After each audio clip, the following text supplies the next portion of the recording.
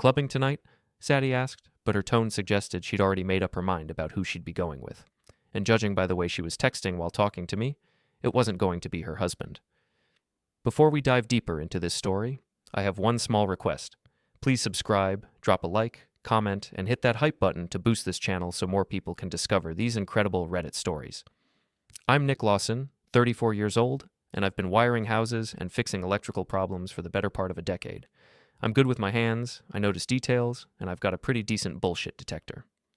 Right now, that detector was going off like a smoke alarm in a kitchen fire. Sure, I said, watching Saddie's fingers dance across her phone screen. What time should I get ready? She didn't even look up. Oh, I already asked Jake to come with me. You know how you get at clubs. All grumpy and antisocial. Jake, my own brother. The guy who'd been living in my shadow his entire life until he discovered that being charming and shallow could get him places that being reliable and hardworking couldn't. He was 2 years younger than me, had never held a job for more than 18 months, and somehow always managed to be the life of every party. I see. I kept my voice level, but inside, something cold and sharp was starting to form. When did you ask him? This afternoon. Saddie finally looked up, her green eyes bright with that particular kind of excitement she got when she thought she was being clever. He's picking me up at 9. It was 7:30. She'd been planning this all day, and she was telling me now, an hour and a half before her date with my brother. Not that she'd call it a date, of course. That would be too honest. Have fun, I said, and walked into the kitchen to grab a beer. Our house was one of those open concept places that looked great in magazines, but meant you couldn't hide from conversations you didn't want to have. The kitchen flowed into the living room, which connected to the dining area, which opened onto a deck that overlooked our backyard. Saddie loved it because it was perfect for entertaining. I was starting to hate it because there was nowhere to go when your wife decided to twist the knife. Don't be like that, Nick. Saddie followed me, her heels clicking on the hardwood floor. She was wearing a black dress that I'd never seen before, something that hugged her curves and ended well above her knees. You hate dancing, you hate loud music, and you always complain about the drinks being overpriced. All true, but beside the point. So you decided to take Jake instead. I twisted the cap off my beer and took a long drink. Makes perfect sense. He's fun. He knows how to have a good time. She was applying lipstick now, using the reflection in the kitchen window. You used to be fun, Nick. Remember? I remembered a lot of things. I remembered when Saddie used to think my dry sense of humor was charming instead of antisocial. I remembered when she used to appreciate that I was the kind of guy who showed up when I said I would, who paid the bills on time, who fixed things when they broke. I remembered when she used to look at me the way she'd been looking at Jake lately. I remember, I said. My phone buzzed, a text from Emily, Saddie's younger sister. Emily was everything Saddie used to be before she decided that being married to an electrician wasn't glamorous enough for her Instagram feed. Emily was 28, recently divorced from a real estate agent who'd turned out to be better at selling houses than living in them, and she had the kind of laugh that made you want to tell jokes just to hear it again. The text said, "Heard Saddie's going clubbing with Jake tonight. That's messed up, even for her." I looked at Saddie, who was now checking her makeup and her phone camera, completely absorbed in her own reflection. An idea started forming in my head. A dangerous, satisfying, probably stupid idea. I texted back, "Want to show her how decisions work?" Emily's response came back in less than 30 seconds. "Pick me up at 8:30. Saddie's phone chimed. She glanced at it and frowned. "That's weird. Emily just canceled our lunch tomorrow." "Maybe she's got plans," I said. "Maybe." Saddie shrugged and went back to her makeup routine. At 8:15, Jake's car pulled into our driveway.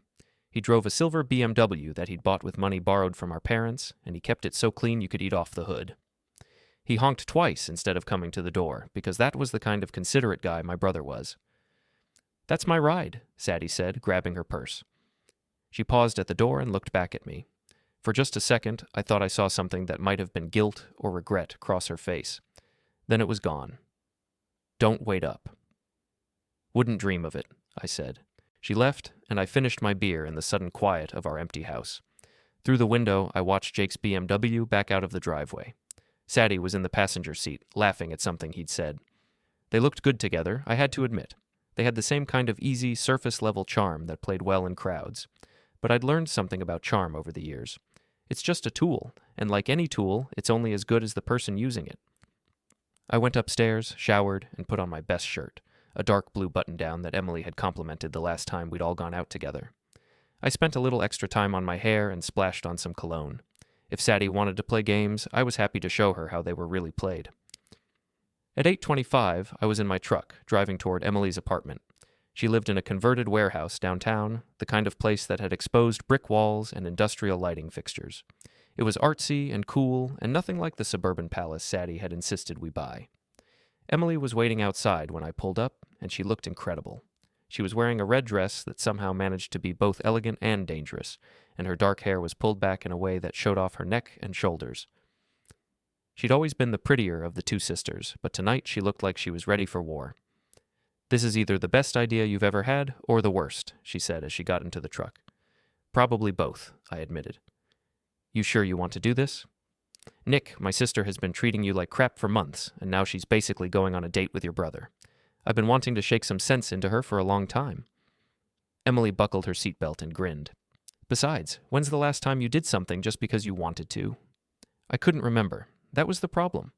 The club was called Fusion, and it was exactly the kind of place Saddie loved, all neon lights and bass lines that you felt in your chest. The parking lot was full of cars that cost more than most people's annual salaries, and the line to get in stretched around the block. But Emily knew the bouncer, a guy named Marcus, who'd gone to high school with her, and we walked right in. The music hit us like a physical force, and the air was thick with perfume and sweat and the kind of desperate energy that came from people trying too hard to have fun. I scanned the crowd, looking for Saddie and Jake. "There," Emily said, pointing toward the VIP section. I saw them immediately. They were at a high-top table near the dance floor, and Jake had his hand on Saddie's lower back in a way that was definitely not brotherly. Saddie was leaning into him, laughing at something he'd said, her face flushed with alcohol and excitement. "Showtime?" Emily murmured. We made our way through the crowd, Emily's hand on my arm. She was getting looks from every guy we passed, and I felt a surge of something I hadn't experienced in a long time. Pride. Pride in being with a woman who turned heads, pride in being chosen instead of settled for. We were 10 feet away when Saddie spotted us. The expression on her face went through about 5 different emotions in the space of 2 seconds: surprise, confusion, anger, and something that might have been fear. Jake just looked confused. "Nick?" Saddie's voice was barely audible over the music. "What are you doing here?" "Same thing you are," I said, pulling out a chair for Emily. "Having fun." Emily sat down and immediately put her hand on my thigh, high enough to make a statement, but not so high as to be inappropriate. It was a perfect move, casual and possessive at the same time. "Hi, Saddie," Emily said sweetly. "Jake, you two look cozy." The silence that followed was the kind that could cut glass. Jake recovered first, because Jake always did. He had that particular talent of people who'd never had to face real consequences, the ability to pretend awkward situations weren't actually awkward. "Hey, Nick, Emily!" He raised his drink in a mock toast. "What a coincidence. Isn't it?" I signaled the waitress and ordered 2 drinks, a whiskey neat for me and a cosmopolitan for Emily. Saddie's favorite drink, which Emily had specifically requested in the truck. Another perfect little detail. Saddie was staring at Emily's hand on my leg like it was a snake that might bite her. "I didn't know you two were going out." "We're not," Emily said, her fingers moving slightly higher on my thigh. "We're just having fun. You know, like you and Jake." The drinks arrived, and I raised my glass. "To family," I said. Jake actually drank to that toast. Saddie didn't. "This is weird," Saddie said. "Emily, can I talk to you, alone?" "I'm good here," Emily replied, taking a sip of her cosmopolitan. "This is delicious. Nick has excellent taste." I watched Saddie's jaw tighten. She wasn't used to Emily defying her. Saddie had always been the dominant sister, the one who made decisions and expected everyone else to fall in line. Emily's divorce had shifted that dynamic somewhat, but old habits died hard. "Dance with me," Jake said to Saddie, probably sensing the tension and wanting to escape it. "I don't feel like dancing right now," Saddie snapped. "I do," Emily said, standing up and extending her hand to me. "Nick?" I'd never been much of a dancer, but I wasn't about to pass up this opportunity. Emily led me onto the dance floor, and I was surprised to discover that she was an excellent dancer, confident and graceful in a way that made me look better than I actually was. The song was something with a heavy beat and lyrics about taking control of your life. Emily moved closer to me, her body fitting against mine in a way that felt natural and right.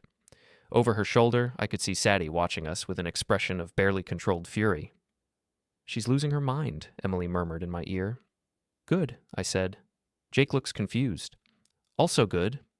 Emily laughed, and the sound made something warm spread through my chest. When was the last time I'd made a woman laugh like that? When was the last time I'd felt this alive? The song ended, but we didn't separate. The next song started, something slower, and Emily moved even closer. Her hand was on the back of my neck now, her fingers playing with my hair. Nick, she said softly, I need to tell you something. What? I've wanted to do this for a long time. Before I could ask what she meant, she kissed me. It was soft and sweet and tasted like cosmopolitans and possibility. It lasted maybe 3 seconds, but it felt like everything changed in those 3 seconds. When we broke apart, I looked toward our table. Saddie was gone, but Jake was still there, staring at us with his mouth slightly open. Where did Saddie go? I asked. Bathroom, probably, Emily said. She always runs away when she's upset. We made our way back to the table. Jake was nursing his drink and looking like he'd rather be anywhere else. So, I said, sitting down, having fun? This is messed up, Nick, Jake said. That's your wife's sister. And Saddie is my wife, I replied. But that didn't stop you from putting your hands all over her. Jake had the grace to look embarrassed. That's different? How? He couldn't answer that because there was no good answer. Emily sat down next to me, closer than before, and I put my arm around her shoulders. It felt good. It felt right. Saddie returned from the bathroom with fresh lipstick and a forced smile. So, she said, sitting down across from us, this is new. Very new, Emily agreed. But sometimes the best things are unexpected. Emily, you're being ridiculous, Saddie said. Nick is married, to me. And you're here with his brother, Emily pointed out. What's your point? The conversation was interrupted by Saddie's phone buzzing. She glanced at it, and her face went pale. What is it? Jake asked. Nothing, Saddie said quickly, but I caught a glimpse of the screen. It was a notification from Instagram. Someone had posted a photo of Emily and me dancing. The caption read, When you find out your sister's husband is actually the hot one. Emily had posted it. She'd taken a selfie of us on the dance floor and shared it with her 3,000 followers, most of whom knew Saddie. The likes were already piling up, along with comments that ranged from supportive to scandalous. You posted that? Saddie's voice was shrill enough to cut through the music. Posted what? Emily asked innocently, though she was clearly fighting back a smile. Saddie held up her phone, showing the photo. Emily and I looked good together, happy and natural in a way that probably contrasted sharply with whatever photo Saddie had been posting with Jake. Delete it, Saddie demanded. No, Emily said simply. Delete it right now, or You'll what? Emily's voice had gone cold. Tell Mom? Ground me? Saddie, I'm 28 years old and divorced. I'll post whatever I want. Jake was looking back and forth between the sisters like he was watching a tennis match. I was enjoying the show. This is insane, Saddie said. You're doing this to get back at me. For what? Emily asked. You know for what. But Emily just smiled and took another sip of her drink. I was starting to realize that there were layers to this situation that I didn't fully understand yet. Emily and Saddie had issues that went deeper than tonight's drama. I need another drink, Jake announced, clearly desperate to escape the tension. Get me one too, Saddie said. Jake headed toward the bar, leaving the three of us alone. The music seemed louder now, the lights brighter. Everything felt heightened and dangerous. This has to stop, Saddie said, leaning across the table. Emily, you're my sister. Nick, you're my husband. This is crazy. What's crazy, I said, is that you brought my brother to a club and expected me to sit at home watching TV. You hate clubs. I hate a lot of things. Doesn't mean I can't learn to enjoy them. Emily's phone buzzed. She glanced at it and grinned. The photo's up to 200 likes.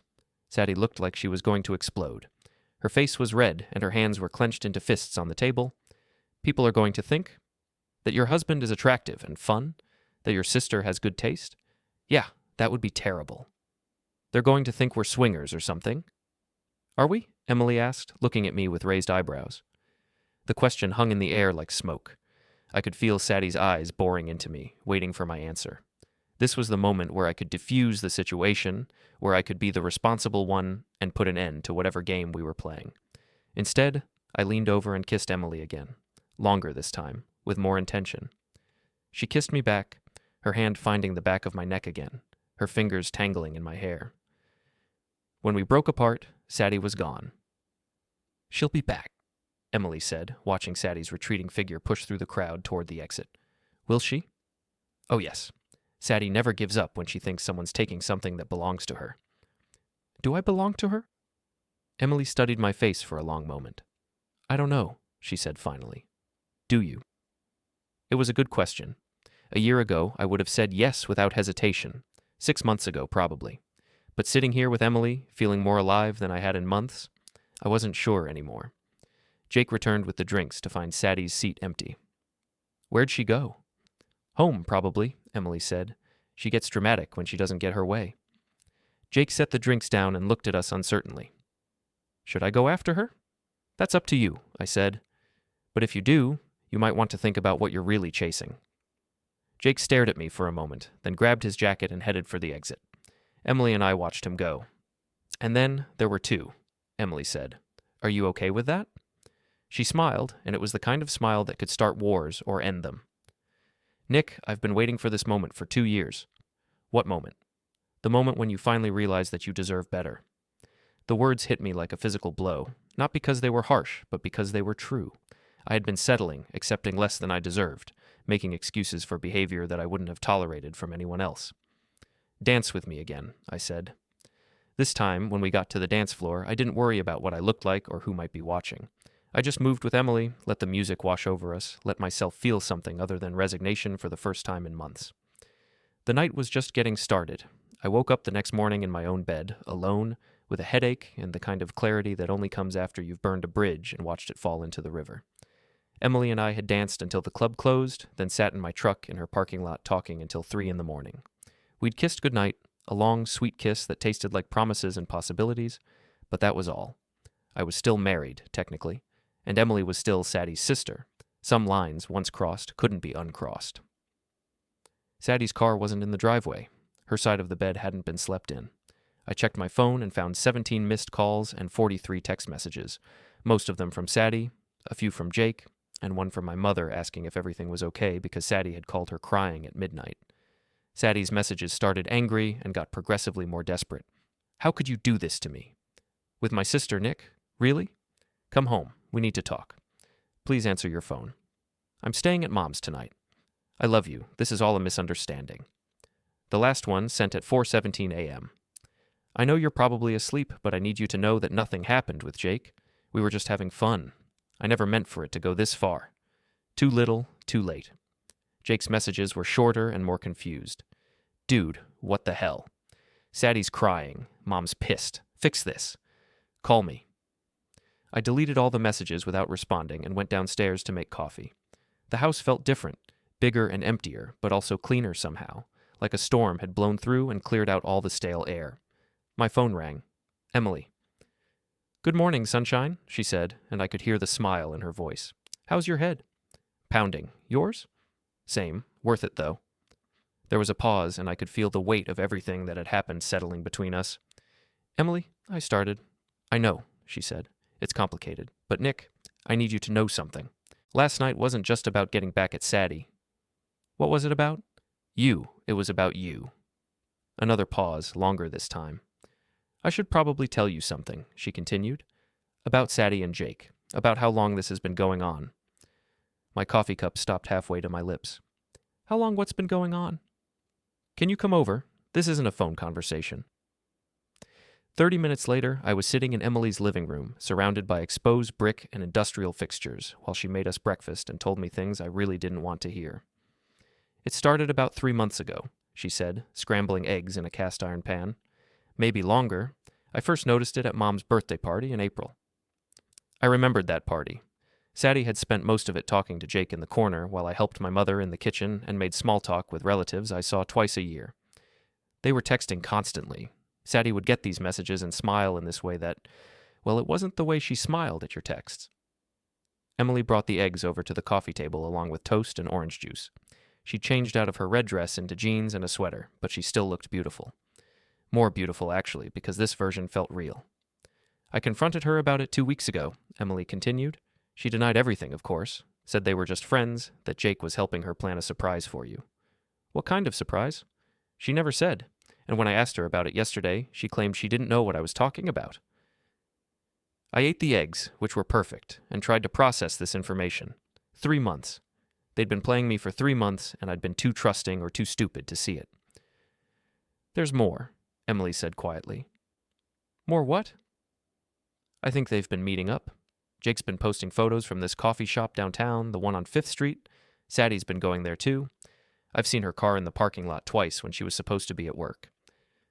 The coffee shop on 5th Street was 2 blocks from Saddie's office, but it wasn't the kind of place she usually went. She preferred the fancy chain places with the complicated drink names and the Instagram-worthy presentations. Why didn't you tell me before? Emily set down her fork and looked at me directly. Because I wasn't sure, and because I hoped I was wrong, and because... She trailed off. Because what? Because I was afraid that if you knew the truth, you'd fight for her. You'd try to fix your marriage, and I'd lose any chance I might have had. Chance at what? At you, Nick. At us. At whatever this could be. The honesty in her voice was like a punch to the gut. Emily had been watching my marriage fall apart and hoping it would fail completely so she could have a shot with me. It should have felt manipulative or wrong, but instead it felt like the first genuine thing anyone had said to me in months. I need to see for myself, I said. See what? The coffee shop. I need to know if you're right. Emily nodded. I figured you would. That's why I took these. She pulled out her phone and showed me a series of photos. Saddie and Jake at a corner table, leaning close together. Saddie laughing at something Jake was saying. Jake's hand covering Saddie's on the table. The timestamps showed they were taken over the past 2 weeks, at different times of day. The last photo was the worst. It showed Jake kissing Saddie's cheek while she smiled with her eyes closed. They looked like lovers. They looked happy. I'm sorry, Emily said. I know this hurts. It did hurt, but not in the way I'd expected. It wasn't the sharp, breathless pain of betrayal. It was more like the dull ache of confirmation, the way it feels when a doctor tells you that yes, the bone is definitely broken. What do you want to do? Emily asked. I want to confront them. Both of them. Together. I want to see their faces when they realize they've been caught. Emily smiled, but it wasn't a happy smile. It was the smile of someone who'd been waiting for a fight for a long time. I know where they'll be, she said. Jake posted about it this morning. There's some kind of outdoor festival in Riverside Park this afternoon. Live music, food trucks, the whole thing. Saddie loves that kind of stuff. She does, I agreed. Saddie was always dragging me to festivals and outdoor events, claiming we needed to be more social, more connected to the community. I'd always gone along, but I'd never enjoyed them much. Too crowded, too loud, too much forced fun. They'll probably go together, Emily continued. As friends, of course. Just 2 people who happen to enjoy the same things. Of course. What's the plan? I thought about it while I finished my breakfast. What did I want to accomplish? Did I want to save my marriage? Did I want revenge? Did I want to hurt them the way they'd hurt me? I want them to face the truth, I said finally. I want them to admit what they've been doing, and I want everyone to see them for what they really are. Public humiliation? Public honesty. There's a difference. Emily's smile turned genuine. I like this side of you, Nick. I like it a lot. What side? The side that fights back. We spent the next hour planning. Emily knew Saddie's patterns, her weaknesses, her triggers. I knew Jake's. Between the 2 of us, we had enough ammunition to blow up whatever fantasy they'd been living in. Are you sure about this? Emily asked as we got ready to leave. Once we do this, there's no going back. I'm sure, I said. Are you? I've been sure since the moment you picked me up last night. She kissed me then, soft and sweet and full of promise. This time, I didn't think about the complications or the consequences. I just kissed her back and let myself imagine what it would feel like to be with someone who actually wanted to be with me. Let's go crash a festival, Emily said. The afternoon was perfect for an outdoor event, sunny but not too hot, with a light breeze that carried the smell of food trucks and the sound of live music across the park. Riverside Park was crowded with families and couples and groups of friends, all of them looking happy and carefree in that particular way that people look when they're pretending their problems don't exist. We found Saddie and Jake exactly where Emily had predicted they'd be, near the main stage, sharing a funnel cake and swaying to the music. Saddie was wearing a sundress I'd never seen before, something flowy and romantic that made her look younger than her 31 years. Jake had his arm around her waist, and they were both laughing at something on his phone. They looked like a couple. They looked like they were in love. There they are, Emily murmured. I see them. Ready? I took a deep breath and thought about the past 3 months. All the times Saddie had been distant or distracted. All the times Jake had called at odd hours or shown up unannounced. All the little signs I'd ignored because I'd trusted them both. "Ready," I said. We walked over hand in hand, like we had every right to be there, which I supposed we did. "Saddie," I said when we were close enough. "Jake, what a surprise." They turned toward us, and I watched their faces go through the same series of emotions Saddie's had gone through at the club. Surprise, confusion, anger, fear. But this time, there was something else too. Guilt. Pure, unmistakable guilt. "Nick," Saddie said, her voice barely above a whisper. "What are you doing here?" "Same thing you are," I replied. "Enjoying the festival with someone I care about." I squeezed Emily's hand, and she squeezed back. We were presenting a united front, and it felt good. It felt powerful. "This is ridiculous," Jake said, but his voice lacked conviction. "You're making a scene." "Am I? I thought I was just saying hello to my wife and my brother." A small crowd was starting to gather around us. Nothing dramatic, just people who sensed conflict and couldn't help but watch. Saddie noticed them too, and her face went red. "Can we talk about this somewhere private?" she asked. "Why?" Emily said sweetly. "You two seem perfectly comfortable being affectionate in public." She gestured toward the funnel cake they were sharing, the way Jake's arm was still around Saddie's waist, the general intimacy of their body language. It was all perfectly innocent on the surface, but everyone watching could see what it really was. "We're just friends," Saddie said, but she stepped away from Jake as she said it. "Friends," I repeated. "Is that what you call it?" "Nick, you're being paranoid." "Am I?" I pulled out my phone and showed her the photos Emily had taken at the coffee shop. Saddie's face went white. "Where did you get those?" "Does it matter?" Jake was looking back and forth between me and the photos like he was trying to figure out how much trouble he was in. The crowd around us was growing larger, and I could hear whispered conversations starting. "Those photos don't prove anything," Jake said finally. "Don't they?" Emily asked. She took out her own phone and scrolled through more pictures. "What about these?" The new photos were more recent, taken with a telephoto lens from across the street. They showed Saddie and Jake holding hands as they walked into a restaurant, kissing in Jake's car, embracing in what looked like a hotel parking lot. "You've been following us?" Saddie's voice was shrill now, loud enough that people were definitely staring. "I've been documenting the truth," Emily said calmly. "Someone had to." "This is insane," Jake said. "Saddie, we should go." But Saddie wasn't moving. She was staring at the photos with the expression of someone who just realized that their secret wasn't secret anymore. "How long?" I asked quietly. "Nick." "How long, Saddie?" She looked around at the crowd, at the faces watching our drama unfold, at Emily's satisfied expression and Jake's panicked one. Then she looked at me, and for the first time in months, I saw the real Saddie. Not the polished, Instagram-ready version, but the woman I'd married. The woman who was capable of hurting me more than anyone else in the world. 4 months, she whispered. The admission hit me like a physical blow, but I didn't let it show. 4 months. Not 3, like Emily had thought. 4 months of lies and deception and making me feel like I was crazy for noticing that something was wrong. 4 months, I repeated, loud enough for everyone to hear. Jake grabbed Saddie's arm. "We're leaving." "No," I said, stepping in front of them. "We're not done talking." "There's nothing to talk about," Jake said. "You got your confession. What more do you want?" What did I want? I wanted my wife back, but not the woman standing in front of me. I wanted my brother to be someone I could trust, but that ship had sailed months ago.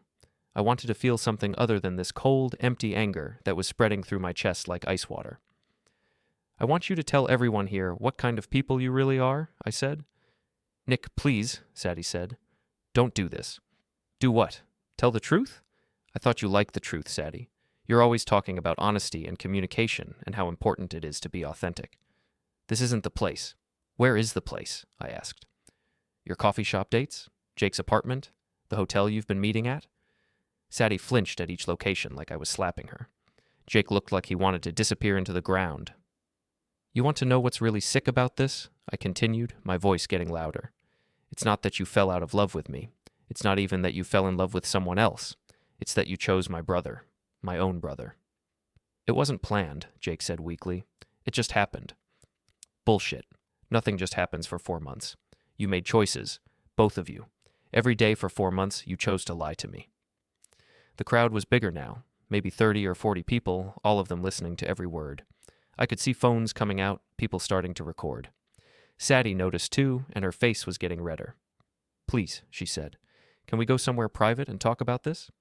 "Why? So you can lie to me some more? So you can tell me it was all a misunderstanding?" "So we can figure out what happens next." "I already know what happens next," I said. I turned to Emily, who had been watching the whole confrontation with the expression of someone enjoying a particularly good movie. "Emily," I said loudly, "would you like to go out with me? On a real date this time?" She smiled, the kind of smile that could light up a room. "I thought you'd never ask." I kissed her, right there in front of everyone, with Saddie and Jake watching and the crowd cheering and phones recording everything for posterity. It was the kind of kiss that made a statement, the kind that said everything about where my loyalties lay now. When we broke apart, Saddie was crying, and Jake looked like he'd been punched in the stomach. "Congratulations," I said to them. "You're free to be together now. No more sneaking around, no more lies. You can have exactly what you wanted." "Nick, wait," Saddie called as Emily and I started to walk away. I turned back one more time. "What?" "I do love you. I know you don't believe me, but I do." "I believe you," I said, "but love without respect isn't worth anything, and you lost my respect 4 months ago." Emily and I walked away, leaving them standing there in front of a crowd of strangers who now knew exactly what kind of people they were. It felt like the end of something, but also like the beginning. "That was intense," Emily said when we were out of earshot. "Good intense or bad intense?" "Definitely good. You were magnificent." "I was angry." "You were honest." "There's a difference." We got in my truck and drove away from the festival, away from the crowd and the drama and the wreckage of my marriage. I felt lighter than I had in months, like I'd been carrying a weight I didn't even know was there. "What now?" Emily asked. "Now we see what happens when you stop living someone else's life and start living your own." I liked the sound of that. So did I. For the first time in a long time, I was looking forward to finding out what came next. The video went viral. Not Hollywood viral, but small-town viral, which in some ways was worse. By Monday morning, half the city had seen the footage of me confronting Saddie and Jake at the festival. By Tuesday, it had been shared on every local Facebook group and neighborhood app. By Wednesday, I was getting calls from people I hadn't talked to in years, all wanting to know if I was okay and offering their support. Saddie, meanwhile, had become the subject of the kind of gossip that destroyed reputations in places like Castle Falls. The video showed everything: her admission of the 4-month affair, Jake's guilty expressions, the way they'd been caught red-handed in their deception. The court of public opinion had rendered its verdict, and it wasn't in their favor. I was at work on Thursday morning, rewiring a kitchen in one of the newer subdivisions, when my phone rang. It was my lawyer, David Chen, who I'd hired 2 days earlier to handle what was looking like an inevitable divorce.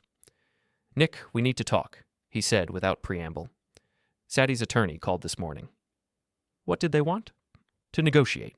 Apparently Saddie is willing to agree to an uncontested divorce with a very favorable settlement for you." I set down my wire strippers and stepped outside onto the client's back deck. The house overlooked a small lake, and the morning sun was turning the water into a sheet of gold. "How favorable?" "You keep the house, your truck, your tools, and your business. She takes her car and her personal belongings. No alimony, no splitting of assets beyond what I just mentioned." It was a generous offer. Too generous. Saddie wasn't the type to give up without a fight, especially when it came to money. "What's the catch?" "She wants you to sign a non-disclosure agreement. Nothing about the affair becomes part of the public record. No interviews with reporters, no social media posts about what happened." "She's worried about her reputation?" "I think she's worried about her job. HR managers who cheat with their husbands' brothers don't exactly inspire confidence in their professional judgment." That made sense. Saddie worked for a mid-sized consulting firm that prided itself on family values and ethical business practices. A scandal like this could easily cost her the career she'd worked so hard to build. "What do you think I should do?" "Take the deal," David said without hesitation. "You'll never get a better settlement, and fighting this in court will just drag everything out and cost you money you don't need to spend." "And the NDA?" "Standard language. You can't publish a book about your marriage or give interviews to reporters, but you can still talk to friends and family. It just prevents you from monetizing the story." I thought about it while watching a pair of ducks paddle across the lake. The truth was, I didn't want to monetize the story. I didn't want to be known as the guy whose wife cheated with his brother. I wanted to move on, build something new with Emily, forget that any of this had ever happened. "Tell them I'll sign," I said. "Good choice. We can have this wrapped up in 2 weeks." After I hung up, I called Emily. She was at work. She managed a boutique downtown, but she picked up on the second ring. "Hey, handsome," she said, and I could hear the smile in her voice. How's your day going? Interesting. Saddie wants to settle the divorce, very favorably. Really? That doesn't sound like her. That's what I thought. Apparently she's worried about her reputation. A little late for that, don't you think? I laughed. Emily had a talent for cutting straight to the heart of things. Want to have dinner tonight? We can celebrate my impending freedom. I'd love to, but I can't. I'm having dinner with my parents. They want to talk about the situation. The situation. That's what Emily's family was calling it. Like it was a natural disaster or a stock market crash instead of a choice that two adults had made. How do you think that's going to go? Honestly, I think they're going to try to talk me out of seeing you. Family loyalty and all that. Emily's parents were good people, but they were also traditional. The idea of their younger daughter dating their older daughter's soon-to-be ex-husband probably struck them as somewhere between inappropriate and scandalous. And what are you going to tell them? The truth, that Saddie made her choice and now I'm making mine. Which is? You, Nick. I'm choosing you. The words hit me like a warm wave. When was the last time someone had chosen me? Really chosen me, not settled for me or decided I was good enough for now? I love you, I said, and I meant it. I love you too. After we hung up, I went back to work with a lightness in my step that I hadn't felt in years. The kitchen I was rewiring belonged to a young couple who just bought their first house together. They kept stopping by to check on my progress, holding hands and talking about their plans for the space. They reminded me of what Saddie and I used to be like, back when we were building something together instead of just coexisting. But they also reminded me of what Emily and I could be, what we were going to be. I was just finishing up when my phone rang again. This time it was Jake. Nick, we need to talk. No, we don't. Please, just give me 5 minutes. Why? Because I'm your brother, and I screwed up, and I want to make it right. I almost hung up. Jake had forfeited his right to brotherly consideration the moment he put his hands on my wife. But something in his voice stopped me. He sounded broken in a way I'd never heard before. 5 minutes, I said. That's it? Can you meet me at Murphy's? The bar on Main Street? Murphy's was a dive bar that had been in business since before either of us was born. It was dark and quiet, and the kind of place where people went to have conversations they didn't want overheard. Fine, but I'm not buying your drinks. I wouldn't expect you to. An hour later, I was sitting across from Jake in a corner booth at Murphy's, watching him nurse a beer and trying to remember the last time we'd had a conversation that wasn't about work or sports or some other safe topic. You look like hell, I said. It was true.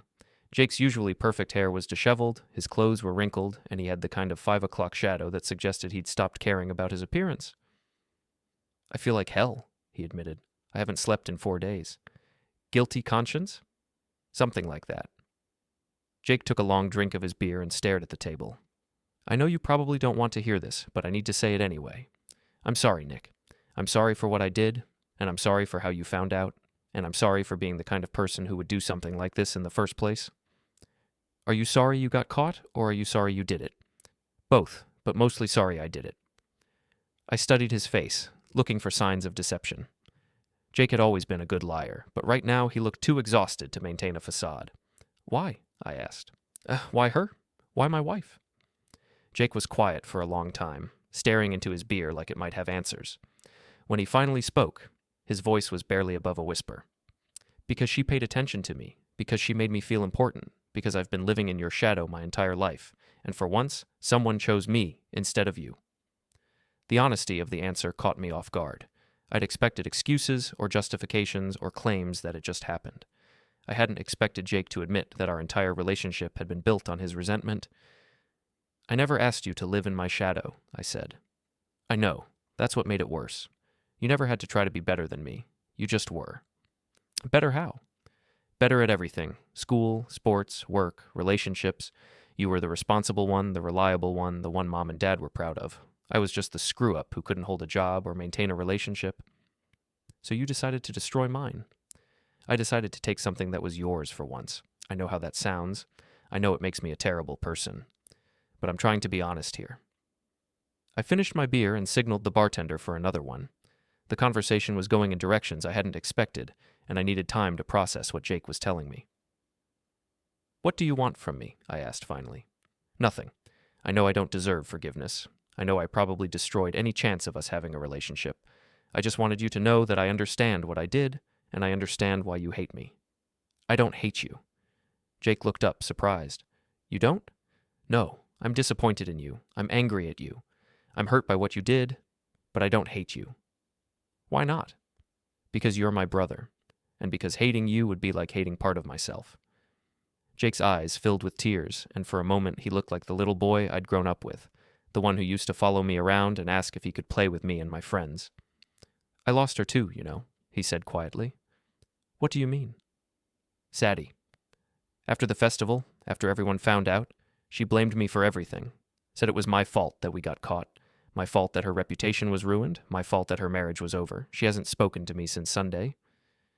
I felt a brief flicker of sympathy for Jake, followed immediately by irritation at myself for feeling it. What did you expect? I don't know. I thought maybe we'd be together. I thought that's what she wanted. She wanted the excitement of an affair. She didn't want the reality of being with you.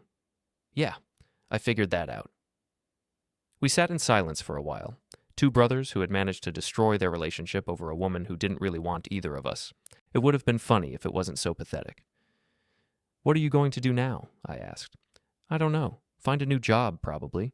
Move to a different city. Start over somewhere where people don't know what I did.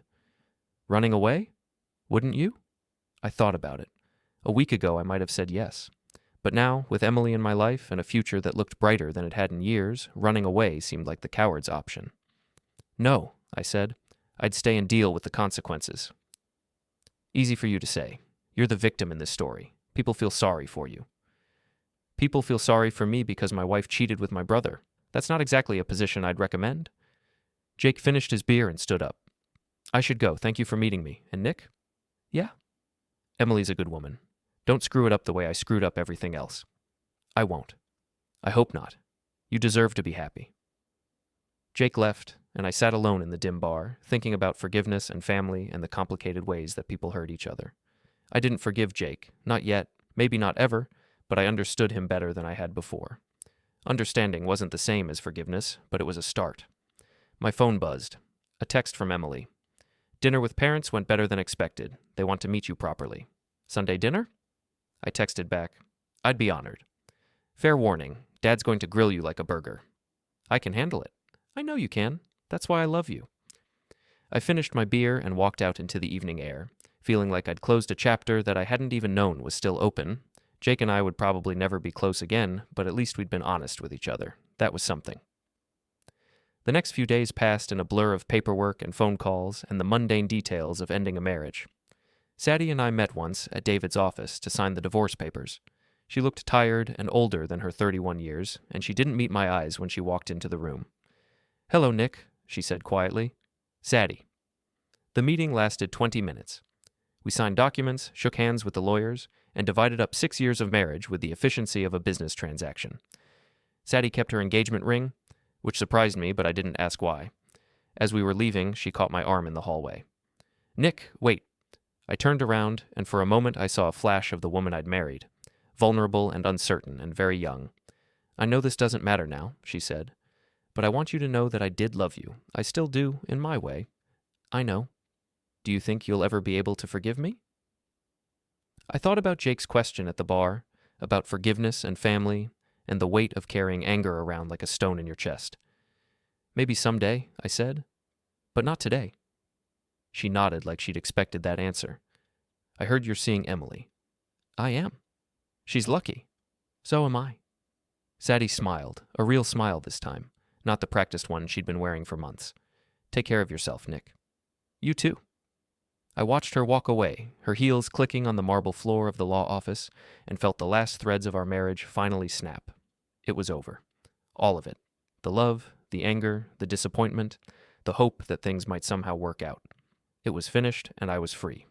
That night, Emily and I went to dinner at a little Italian place downtown. We talked about the future, about her boutique and my business, and the possibility of taking a vacation together somewhere warm. We talked about everything except Saddie and Jake and the wreckage of my previous life. Are you okay? Emily asked as we shared a piece of tiramisu.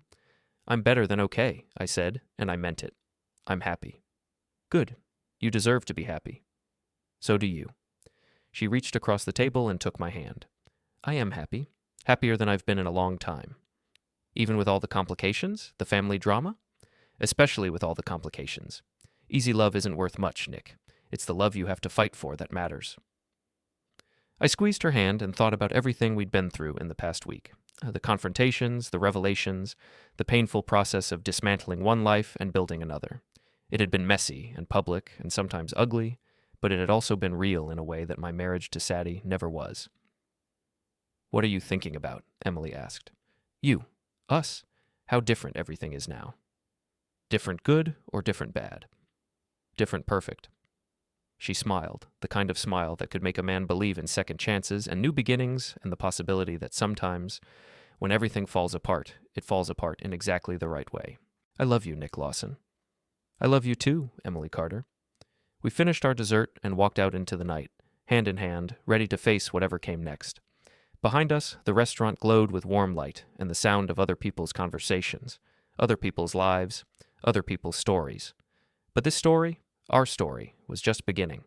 6 months later, Emily moved in with me. It wasn't a dramatic decision or a grand romantic gesture. Her lease was up, we were spending most nights together anyway, and it seemed silly to keep paying rent on an apartment she barely used. But when she started moving her things into what used to be my house with Saddie, it felt like more than just a practical arrangement. It felt like we were building something real and lasting.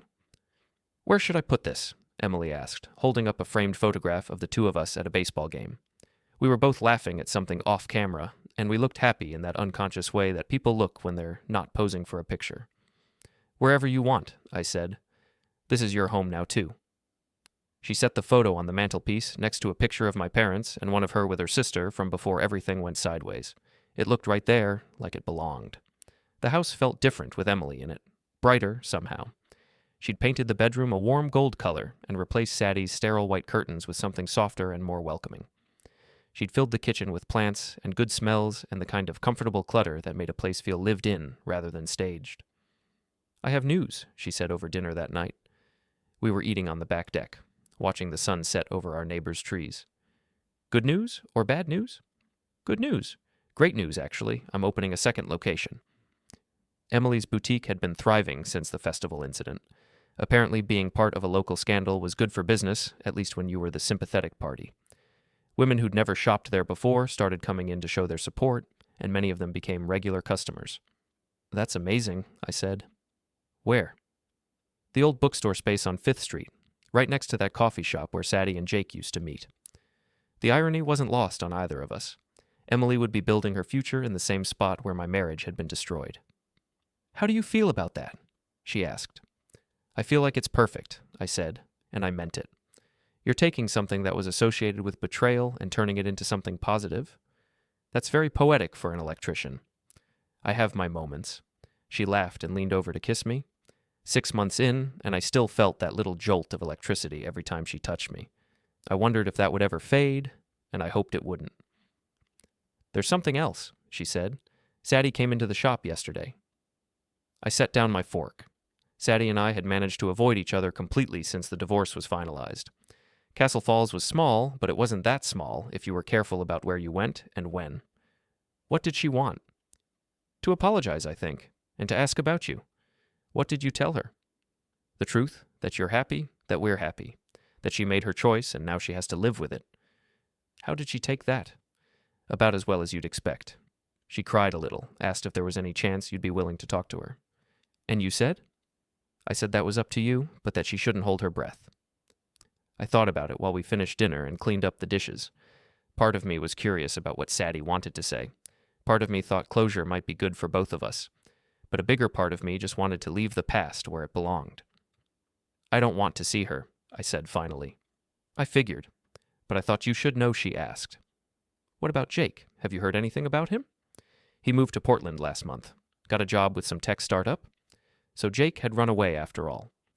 I felt a brief flicker of sadness for the brother I'd lost, followed by relief that I wouldn't have to worry about running into him at the grocery store or the gas station. "Good for him," I said, and I mostly meant it. That weekend, Emily and I drove up to her parents' house for Sunday dinner. It had become a weekly tradition, one that I'd grown to enjoy despite my initial nervousness about meeting them as Emily's boyfriend rather than Saddie's brother-in-law. Emily's father, Robert, was a retired high school principal with a kind of firm handshake and direct gaze that made you want to stand up straighter. Her mother, Linda, was a retired nurse who had the gift of making everyone feel welcome in her kitchen. They'd been skeptical of me at first, understandably given the circumstances, but they'd warmed up over the months. "Nick," Robert said as we sat on their back porch after dinner, "I want to ask you something, and I want you to give me an honest answer." "Okay." "Are you with Emily because you love her, or because you wanted to get back at Saddie?" Though it was a fair question, one I'd asked myself more than once in the early days of our relationship.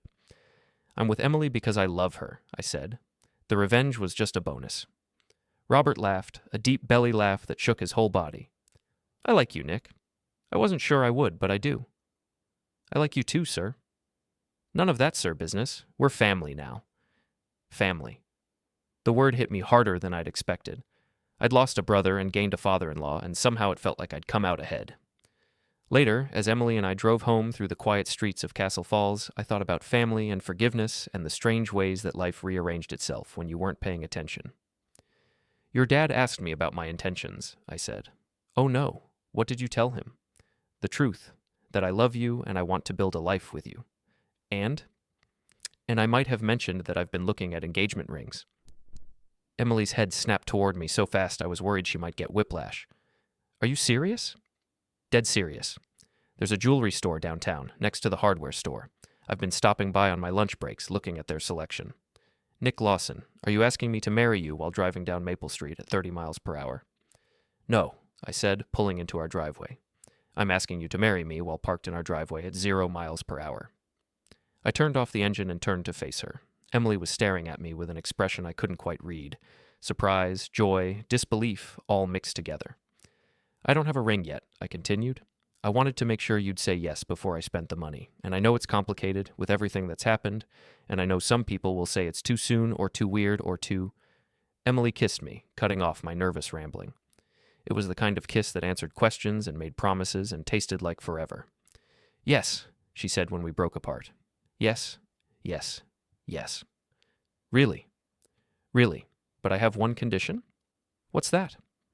"We're not getting married in Castle Falls.